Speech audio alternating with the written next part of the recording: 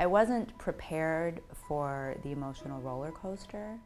To be hit with the news that I couldn't have a child was actually very shocking to me and very isolating. You feel frustrated and angry. I felt let down by my body. I had met with a fertility specialist who said, you know, you're 38, your husband's older, you've got PCOS, you've got a black tube, you've got all these issues, you have less than a 1% chance of conceiving.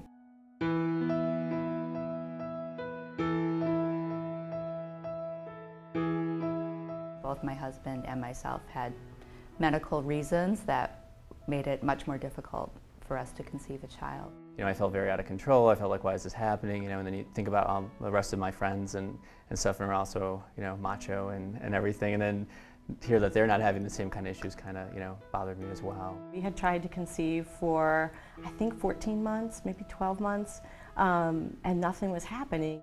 Being a naive guy, I thought you just go, you get married, you have sex, and you have a kid, and it's really not that easy.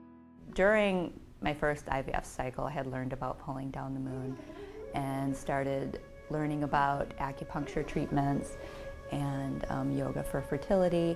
This is a chance to find that strength inside yourself. Due to financial issues, there was no way we were going to be able to afford IUI and IVF. They just weren't an option for us. So alternative was the only way we could go. And so, you know, finding a place that offered acupuncture and yoga and meditation and massage was really, really important for us, because those were the tools that we could afford. She talked with me and asked, should I go to this? And, you know, I thought, well, quite honestly, I thought it's not going to help, but go for it. We opened Pulling Down the Moon with the intention of being an integrative care center for fertility. We'd like to see is everybody giving holistics a chance earlier in the process. Because if somebody's got unexplained infertility, certainly they need to go into a fertility doctor and get a workup, but that doesn't mean they immediately have to go into treatment.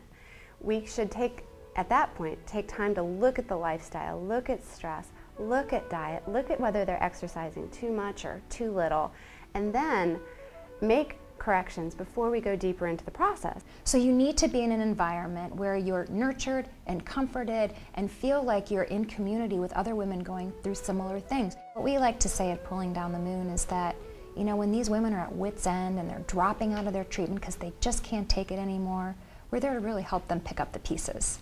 Fertility, we know, is an imperfect science, and I think in order to maximize the results with our patients, using a complement of Western medicine with a sophisticated technology, together with more of an holistic approach, really maximizes the results, and it's synergistic.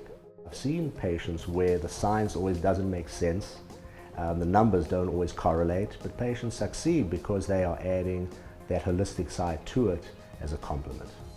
Started with acupuncture, yoga, all kinds of different things. And by November, I'd actually had my first cycle all on my own, my whole life, without any medication or anything. And in December, I got pregnant.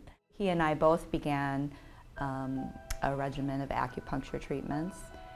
How does that one feel? Is that okay? Mm-hmm. And I joined a yoga for fertility class. I also did some massage for fertility.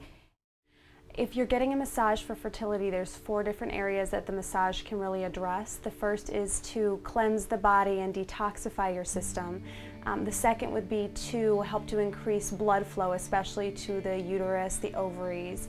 Third would be to oxygenate the organs, just helping to bring just a higher level of oxygenation and blood flow to the whole abdomen. And the last is relaxation, which can help to combat stress and balance your adrenal glands.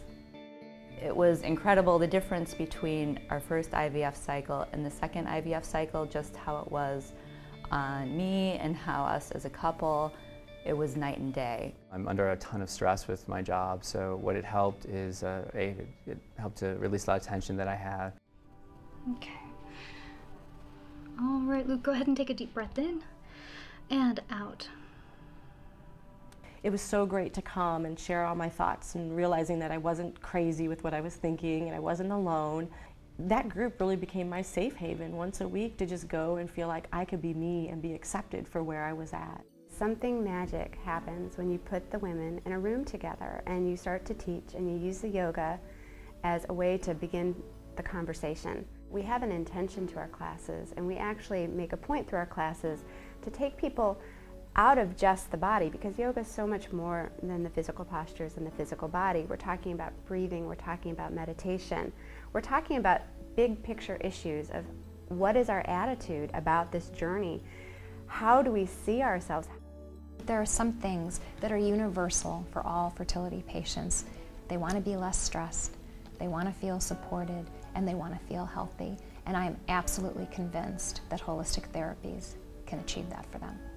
There were definitely times I thought it wasn't going to get there. I always knew that someday I would be a mother. I just did not know which path I would need to take to get there. I love being a mother. It's the greatest joy of my life. Being with my son every day is a blessing. Yeah, he was crying, and I put my finger into his hand and said, you know, hey Max, I'm your dad, and he stopped crying, and right there I lost it. I started in September, November was my cycle, December I got pregnant. I can't describe it. I literally, like from head to toe, just got this wonderful joy, this tingly feeling of excitement. And then it hit me that I have a daughter, and I'm like, oh my goodness, I hope I don't screw this kid up. So, but yeah, seeing her come into the world, it was, I still have, it's just seared in my memory, that just sense of happiness and joy and of becoming a dad. It was wonderful. I mean, it really, really is like winning the lottery when you're told this is never going to happen for you guys. And then to have this happen, it really is a miracle. You know, there have been many women who have come and, you know, cried on our shoulder. And when you get the thank you notes and the baby pictures, you just know that it was all worthwhile.